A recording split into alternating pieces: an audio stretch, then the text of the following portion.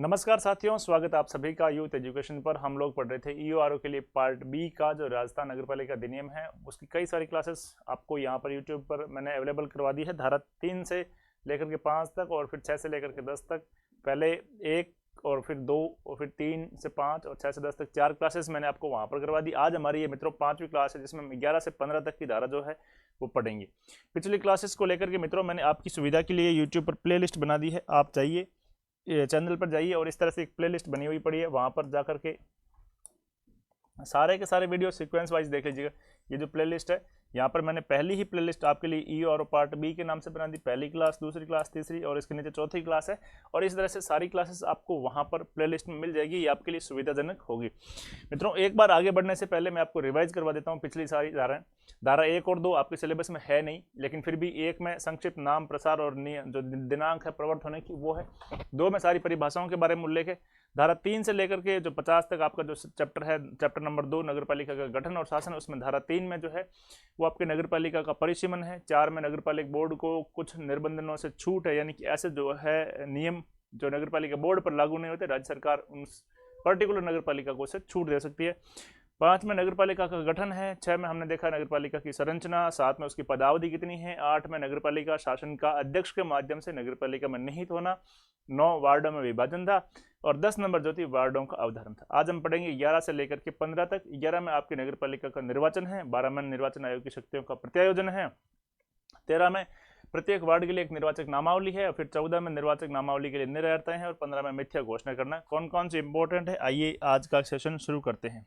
आप लोग यदि चैनल पर नए हैं, पहली बार आए हैं, तो इसे सब्सक्राइब जरूर कर लें और पिन कमेंट में दिए गए टेलीग्राम चैनल को भी जरूर ज्वाइन कर लें। वहां जाने पर आपको इस क्लास की सारी पीडीएफ वहां पर आपको मिल जाएगी। सबसे पहले शुरू करते हैं नगरपालिका के लिए निर्वाचन।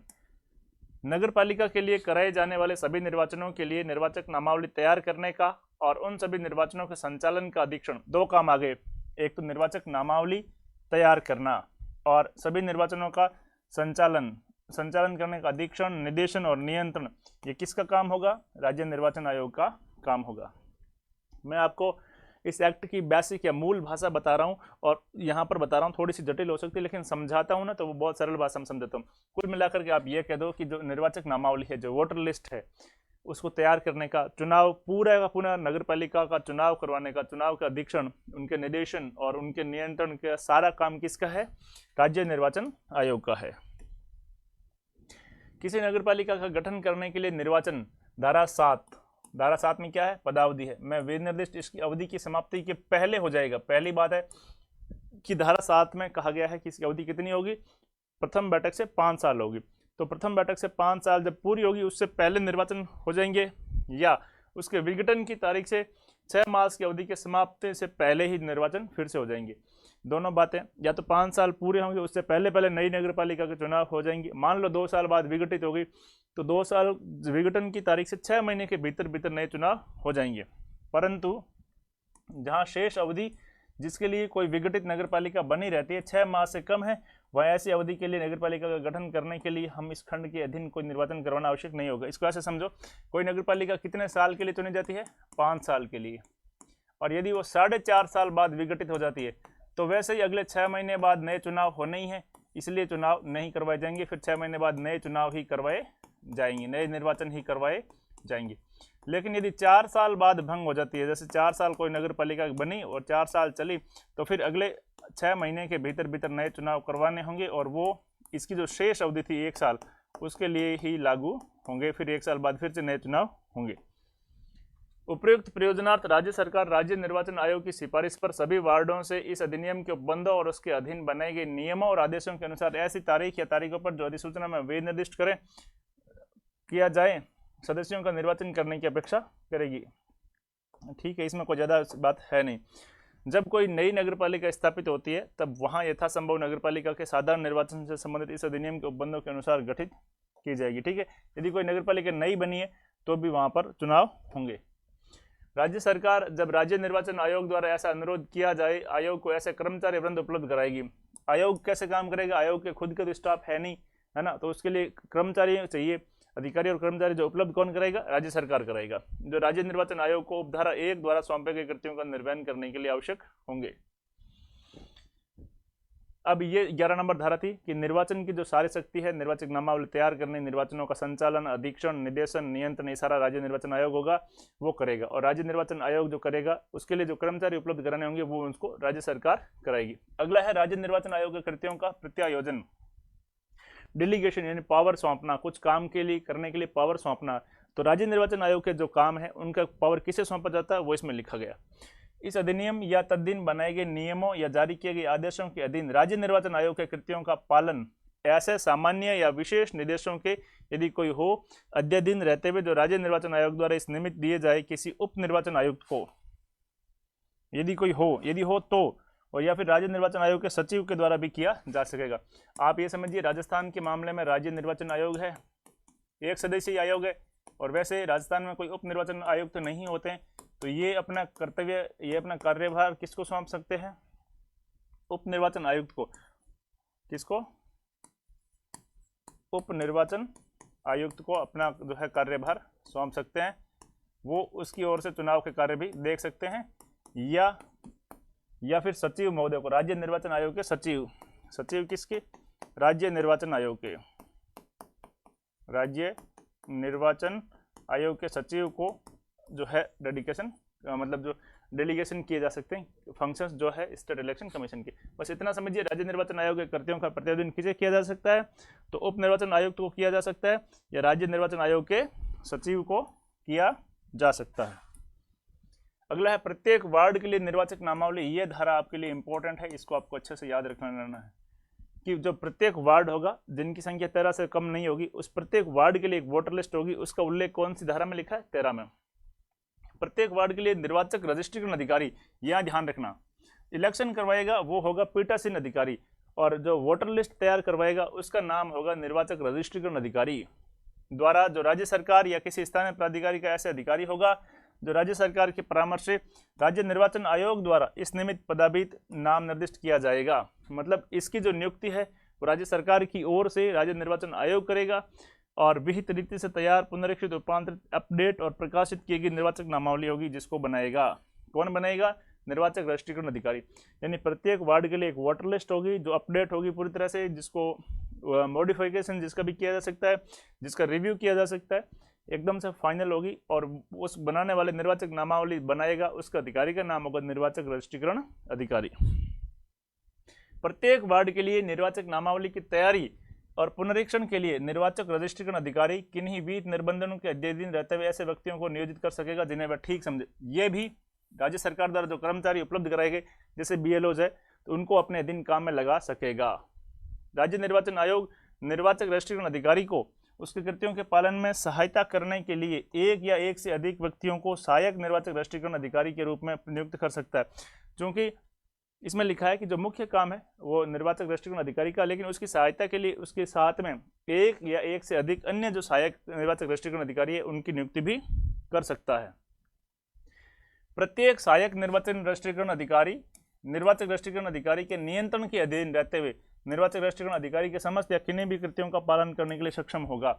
जो सहायक होगा वो ऊपर वाले अधिकारी निर्वाचक रजिस्ट्रेशन अधिकारी उसके सारे काम को वो देख सकेगा, वो उसके पास पावर होगी और ऐसा करने में वो सक्षम होगा।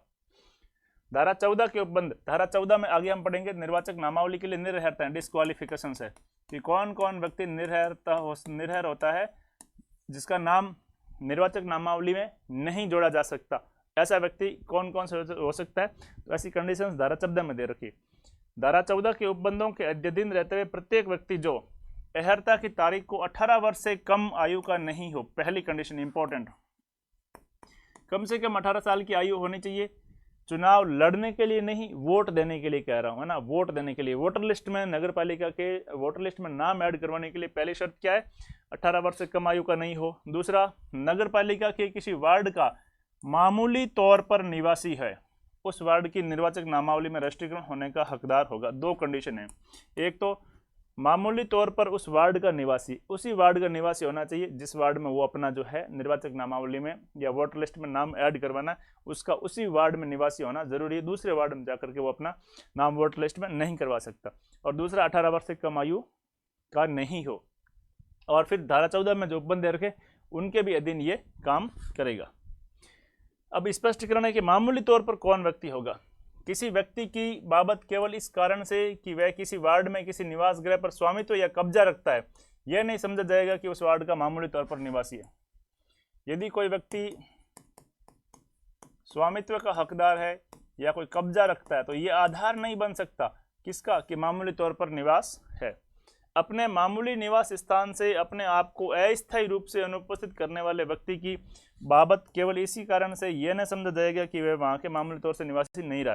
कोई व्यक्ति है और वार्ड ए का वो निवासी है, कोई व्यक्ति वार्ड ए का निवासी है, लेकिन वो किसी काम से बाहर दिल्ली गया हुआ है और वो ए वार्ड में लगातार नहीं रह रहा है, तो इस आधार पे ये नहीं कह सकते कि वो वहाँ का मामूली तौर का निवासी नहीं है, वो रहेगा, है ना। दोनों कंडीशन एक दूसरे के विपरीत है। पहली कंडीशन कह रही है कि यदि कोई व्यक्ति वहाँ पर कोई भी स्वामी या कब्जा रखता है, केवल यही आशा है कि उसको वोटर लिस्ट में शामिल कर दो, तो नहीं होगा, है ना। जैसे मान लो किसी का प्लॉट है और लोग वो रहे गाँव में रहा, तो वो भी कहेगा कि मेरा वोटर लिस्ट में गाँव शहर में नाम लिखवाओ, तो ऐसा नहीं होगा, है ना। दूसरा है, कोई व्यक्ति शहर का है लेकिन किसी काम से वो दूसरे शहर में लगातार से रह रहा है, 4 महीने 6 महीने वापस आता है, तो उसको इस आधार से हटाया नहीं जा सकता कि वो वहाँ का मामूली तौर पर स्थायी निवासी नहीं है। या कोई व्यक्ति जो मानसिक रूप से या मनोवैकल्य या लंबे उपचार वाली किसी अन्य, या हम ऐसे कह सकते हैं किसी भी अस्पताल में भर्ती कोई भी व्यक्ति, अस्पताल में भर्ती कोई भी रोगी जो 6 महीने से अस्पताल में है, गाँव का है लेकिन शहर में बैठा है, 6 महीने से हॉस्पिटल में, तो उसे यह नहीं समझा जाएगा कि वो मामूली तौर पर शहर का निवासी है या उसको शहर की वोटर लिस्ट में उसका नाम जोड़ दिया जाए। जो कोई व्यक्ति जो मानसिक रोग या मनोवैकल्य या लंबे उपचार वाली किसी अन्य रुग्णता से पीड़ित व्यक्तियों को रखने और चिकित्सा के लिए पूर्णतः या मुख्यतः पोषित किसी स्थापन में चिकित्साधीन है, पहली कंडीशन। इसको सरल भाषा में ये समझिए, कोई भी व्यक्ति लंबे समय से हॉस्पिटल में भर्ती है, उसका इलाज चल रहा है, तो वो वहाँ का वोटर लिस्ट में नाम लिखवाने का हकदार नहीं होगा। दूसरा, जो किसी स्थान में कारागार में हो, यानी कि कोई व्यक्ति जेल में बंद है, तो जेल में तो कई बार वर्षों तक एक व्यक्ति बंद होता है, तो क्या उसे वहाँ की शहर में वोटर लिस्ट में नाम ऐड करवा दिया जाए? नहीं, तो उसका भी नहीं होगा। तीसरा, अन्य किसी विधिक अभिरक्षा में निरुद्ध है या कोई कस्टडी में है, जुडिशियल कस्टडी में है, न्यायिक अभिरक्षा में है, विधिक अभिरक्षा में है, तो उसका भी ये नहीं समझा जाएगा कि वो मामूली तौर पर वहाँ का निवासी है, उसका भी नहीं समझा जाएगा। या अध्ययन के लिए किसी छात्रावास में रह रहा है, हॉस्टल के लिए रह रहा है या कमरा किराया लेके रह रहा है शहर में और केवल अध्ययन के लिए रह रहा है, तो वह भी ये नहीं समझा जाएगा कि वो उस वार्ड का मामूली तौर पर निवासी है। या किसी होटल आदि में आकस्मिक अतिथि के रूप में, पांचवी कंडीशन है, कोई होटल में व्यक्ति 1-1.5 महीने से 2 महीने से लगातार रह रहा है और गेस्ट के रूप में रह रहा है, तो वो भी वहाँ के वोटर लिस्ट में नाम ऐड नहीं करवा सकता। या उसके केवल इसी कारण से ये न समझा जाएगा कि वह वहाँ का मामूली तौर से निवासी है। ये जो कारण है, यदि कोई व्यक्ति अस्पताल में भर्ती है या जेल में बंद है या न्यायिक अभिरक्षा में है या छात्रावास में अध्ययन के लिए रह रहा है या होटल में आकस्मिक अतिथि के रूप में है, इन आधारों को आधार बना करके ये नहीं कहा जा सकता कि अमुक व्यक्ति है वो वोटर लिस्ट में नाम लिखवाने के लिए एलिजिबल है।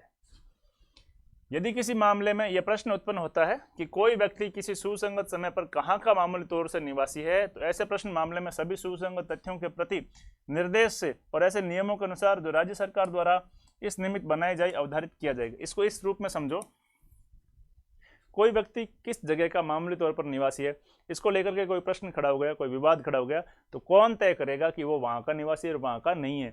तो इसके लिए राज्य सरकार तय करेगी। जो नियम बनाए गए हैं उसके अकॉर्डिंग राज्य सरकार तय करेगी कि कौन सा व्यक्ति किस जगह का मामूली तौर पर निवासी है। संसद का या राज्य के विधानमंडल का कोई सदस्य जो सदस्य के रूप में अपने निर्वाचन के समय जिस वार्ड की निर्वाचक नामावली में निर्वाचक के रूप में राष्ट्रीयकृत है, उसकी बाबत इस कारण से कि वह ऐसे सदस्य के रूप में अपने कर्तव्यों के संबंध में उस वार्ड से अनुपस्थित रहता है, तो यह नहीं समझा जाएगा कि वह अपनी पदावधि के दौरान उस वार्ड में मामूली तौर से निवास नहीं रहता। यदि कोई एमपी है या कोई एमएलए है, तो वो जो है अपने पदीय कर्तव्यों का निर्वहन करने के लिए बाहर गया हुआ है, तो उसको ये नहीं समझा जाएगा कि वो मामूली तौर पर निवासी अब नहीं रहा है, वो वहाँ रह रहा, तो ये नहीं समझा जाएगा। इस धारा के प्रयोजनों के लिए अहर्ता की तारीख से उस वर्ष की जनवरी का पहला दिन अभिप्रेत है, यानी कि किस तारीख से वो 18 साल का समझा जाएगा, जनवरी की पहली तारीख से 18 साल का समझा जाएगा। और जिसमें निर्वाचक नामावली ऐसे तैयार की जाती है या पुनरीक्षित की जाती है। कब से माना जाएगा 18 तारीख का? तो 1 जनवरी को। यदि 1 जनवरी 2024 को या 1 जनवरी 2025 को कोई 18 साल का है तो वो वोट देने के लिए योग्य है।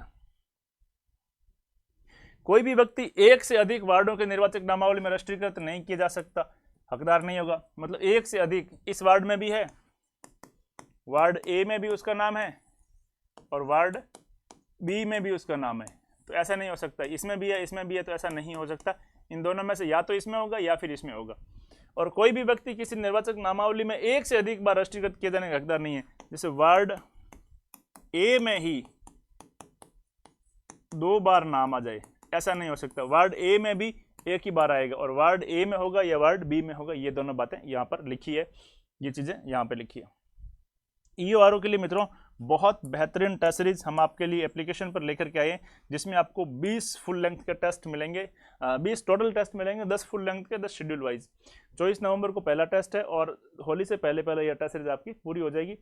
और बहुत बेहतरीन टेस्ट सीरीज हम आपके लिए लेकर के आए हैं। मैं उम्मीद करता हूं कि आप इसमें जुड़ेंगे तो आपको बहुत फायदा होगा। अदरवाइज आपने जहां कहीं से भी टेस्ट सीरीज ले रखी तो आप टेस्ट जरूर लिखें, टेस्ट जरूर लिखें। एक बार हमने अभी तक जो पढ़ा उसको हम रिवीजन कर लेते हैं। अभी धारापुरी हुई प्लेलिस्ट बनी हुई है, वीडियो देख लीजिएगा। 11 कह रही है नगर पालिका के लिए निर्वाचन, नगर पालिका के लिए निर्वाचन राज्य निर्वाचन आयोग करवाएगा, है ना। राज्य निर्वाचन आयोग कब करवाएगा? या तो उसकी कार्यालय अवधि पूरी हो गई उससे 6 महीने पहले पहले, या विघटित हो गई तो विघटित होने के अंदर 6 माह के अंदर अंदर चुनाव करवाया जाएगा। राज्य निर्वाचन आयोग को जो कर्मचारी चाहिए वो सरकार उपलब्ध कराएगी। फिर इनकी शक्तियों का प्रत्यायोजन, राज्य निर्वाचन आयोग की शक्तियों का प्रत्यायोजन उप निर्वाचन आयोग में किया जा सकता है और सचिव राजस्थान राज्य निर्वाचन आयोग में भी किया जा सकता है। फिर प्रत्येक वार्ड के लिए एक निर्वाचक नामावली होगी और उस निर्वाचक नामावली में वह व्यक्ति हो सकता है जिसकी आयु 18 साल की पूरी हो। कब से? 1 जनवरी से। और वो उस वार्ड का मामूली तौर पर निवासी हो। मामूली तौर पर सर निवासी का क्या मतलब है कि ये कंडीशन वहाँ के मामूली तौर पर निवासी होने के लिए चाहिए और ये नहीं चाहिए। फिर हमने देखा कि कोई भी व्यक्ति, एक ही व्यक्ति दो से अधिक वार्डों में उसका नाम नहीं हो सकता वोटर लिस्ट में, या एक ही वार्ड में उसका 2 बार नाम नहीं हो सकता। टेस्ट सीरीज आपको लेनी है।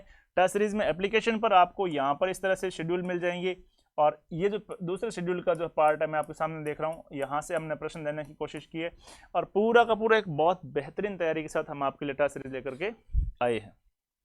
अगला है निर्वाचक नामावली में राष्ट्रीयकरण के लिए निर्हरताएं, डिस्क्वालिफिकेशंस कौन सी थी? कि कोई भी व्यक्ति वार्ड की निर्वाचक नामावली में राष्ट्रीयकरण के लिए निर्हर होगा, डिस्क्वालीफाई होगा, यदि वह, पहला बिंदु, भारत का नागरिक नहीं है। यदि वह भारत का नागरिक नहीं है, इस आधार पे किसी भी व्यक्ति को नगर पालिका के किसी वार्ड की वोटर लिस्ट से बाहर किया जा सकता है, उसको डिस्क्वालीफाई किया जा सकता है। दूसरा डिस्क्वालीफाई करने का है कि विकृतचित या सक्षम न्यायालय द्वारा ऐसा घोषित है, या तो वो विकृतचित है या सक्षम न्यायालय ने उसको विकृतचित घोषित कर दिया है, तो भी उसको निर्वाचक नामावली से बाहर कर दिया जाएगा। तीसरा, निर्वाचन के संबंध में भ्रष्ट आचरण, आगे इसी में आएगा धारा 28, कौन कौन से भ्रष्ट आचरण है, और अन्य अपराध जो आएंगे वो धारा 29 में होंगे। इनसे संबंधित किसी विधि के उपबंधों के अधीन मतदान करने के लिए कोई व्यक्ति निर्हर्त है। यदि कोई व्यक्ति धारा 28 में दी गई जो भ्रष्ट आचरण है उसका पालन करता है, या धारा 29 में भ्रष्ट जो अपराध है उनका पालन करता है, तो उसको भी वोटर लिस्ट से बाहर कर दिया जाएगा। राष्ट्रीयकरण के पश्चात जो व्यक्ति ऐसे निर्हरित हो जाता है उसका नाम इस अधिनियम के अधीन तैयार की गई निर्वाचक नामावली में से तत्काल काट दिया जाएगा, उसका तुरंत हटा दिया जाएगा। किसका? यदि वो भारत का नागरिक नहीं रहा, यदि न्यायालय ने उसको विकृत कर दिया, और यदि वो धारा 28-29 में दी गई जो भ्रष्ट आचरण और भ्रष्ट अपराध है उनमें यदि वो संलिप्त पाया गया तो उसका नाम तुरंत जो है निर्वाचक नामावली से तत्काल काट दिया जाएगा। आपने चैनल को अब तक सब्सक्राइब नहीं किया तो अभी के अभी जाकर के सब्सक्राइब कर लीजिएगा, और पिन कमेंट में दिए गए टेलीग्राम चैनल को भी ज्वाइन कर लीजिएगा। वहां पर मैं ये पूरी की पूरी PDF आपको अवेलेबल करवा दूंगा, और हमारे एप्लीकेशन को भी आप जरूर डाउनलोड कर लीजिएगा। परंतु किसी वार्ड की निर्वाचक नामावली में से जिस व्यक्ति का नाम उपधारा 1 के खंड ग के अधीन निर्हरता के कारण काटा गया है, कौन सा? ये उपधारा 1 और 1 के खंड ग, ये वाला ग, इसके कारण काटा गया है। यदि ऐसी निर्हरता उस कालावधि के दौरान जिसमें ऐसी नामावली प्रवृत्त रहती है किसी ऐसी विधि के अधीन हटा दी गई है, तो जैसा ऐसे हटाना प्राधिकृत करती है तो उस व्यक्ति का नाम तत्काल उसमें पुनः प्रविष्ट कर दिया जाएगा। समझते हैं? पहला और दूसरा कारण तो कोई नहीं है। उपधारा 2 कहती है यदि किसी का इस गया के कारण हटाया गया है और मान लो उसको किसी भ्रष्ट आचरण में 6 साल के लिए सजा दी है, तो 6 साल बाद उसका जो है सजा उसकी पूरी हो जाएगी, और जैसे ही उसकी सजा या भ्रष्ट आचरण के कारण उसकी सजा पूरी हो गई या उसकी निर्योग्यता खत्म हो गई, उसका नाम फिर से वोटर लिस्ट में ऐड कर दिया जाएगा। यह स्पष्टीकरण है। अगला है मिथ्या घोषणा नहीं करना, कोई भी आप फॉल्स डिक्लेरेशन नहीं कर सकते। किससे संबंधित? निर्वाचक नामावली से संबंधित। यदि कोई व्यक्ति किसी निर्वाचक नामावली की तैयारी, पुनरीक्षण या शुद्धि या किसी प्रविष्टि के किसी निर्वाचक नामावली में सम्मिलित या अपवर्जित किए जाने के संबंध में ऐसा कथन या ऐसी घोषणा लिखित रूप में करता है जो झूठी है, या जिसके झूठी होने का उसको पता है या विश्वास है, या तो वो सूचना झूठी है जो वो घोषणा कर रहा है वो झूठी है, या उसको ये पता है कि जो मैं घोषणा कर रहा हूं वो झूठी है, ऐसा यदि है तो वह ऐसे कारावास है जिसकी अवधि 1 साल तक की हो। तो उसके लिए क्या लगेगा? जुर्माना लगेगा। क्या लगेगा? 1 साल की सजा। 1 साल की सजा है, 1 साल का कारावास है, या फिर जुर्माना है जो 2000 रुपये से कम नहीं होगा, या 2000 रुपये से अधिक का जुर्माना, कम से कम 2000 रुपये का, इसको ऐसे लिख देते हैं, या कम से कम रुपये 2000 का जुर्माना, जो 5000 रुपये तक का हो सकेगा। कम से कम 2000 से लेकर के रुपये 5000 तक, अधिकतम कितना होगा?